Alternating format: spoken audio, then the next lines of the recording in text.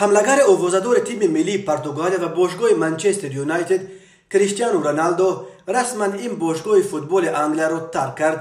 Манчестер Юнайтед рӯзи 22 ноябри соли 2022 расман эълон кард ки шартнома бо рӯзигии тарафайн қатъ шуд ва Роналдо билофосила тарки ин бошгоҳ мекунад. Манчестер Юнайтед аз Роналдо барои сами беандозааш дар Олд Траффорд арзи сипос намудааст. Олд Траффорд اسم майдони шаҳри Манчестер аст ки Манчестер Юнайтед бозиҳояшро дар он доир мекунад.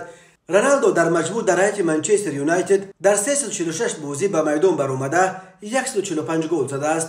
Чанд рӯз пеш Роналдо дар як мусоҳибаи пурсарусадо бо Прис Морган сармураббии Манчестер Эрик тен Хагро зери танқид қарор дод ва аз муомилаи бади ҳамдастагон ва сармураббӣ бо ӯ хабар дод.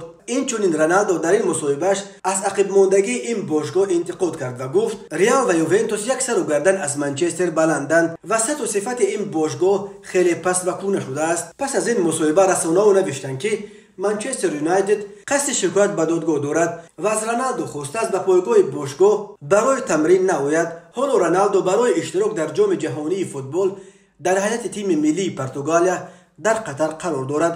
Криштиану Роналдо 37 сол дошта дар баробари футболбози аргентинӣ Лионел Месси яке аз футболбозони беҳтарин дар футболи муосир ба ҳисоб мераванд.